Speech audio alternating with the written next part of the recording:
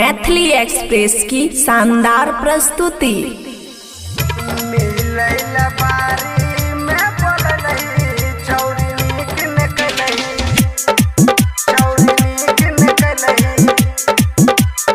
खुशी recording studio बलुआहा।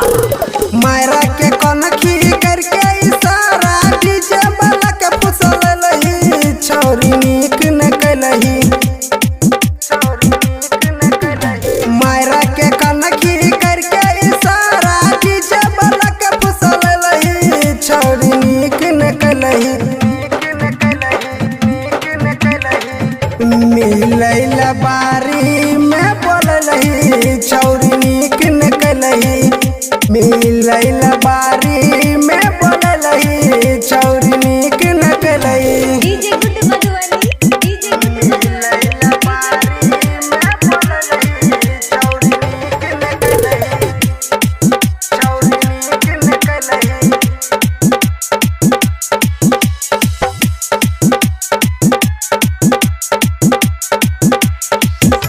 नाचै लगलही के छौरी कर के बहाना लड़बे लगली डीजे वाला से नैना से नैना।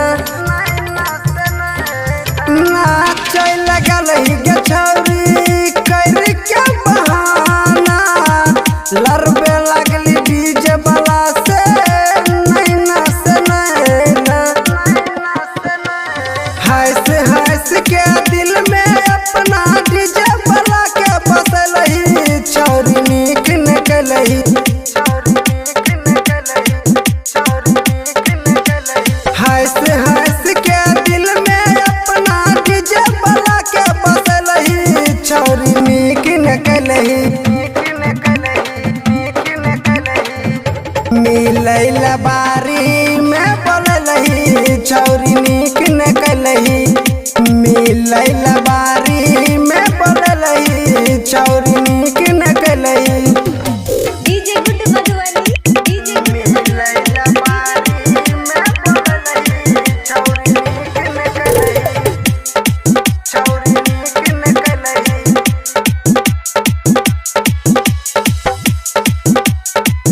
खुशी रिकॉर्डिंग स्टूडियो बलुआहा। डीजे वाला छौरा छियै पप्पू जिंदगानी ओकरे नाम कर दलही चढ़ल जवानी। डीजे वाला छौरा छियै पप्पू जिंदगानी ओकरे नाम कर दलही चढ़ल जवानी। कहे छो तोरा आज दीवाना बड़का जुलुम कलही छौरी नीक न कलही।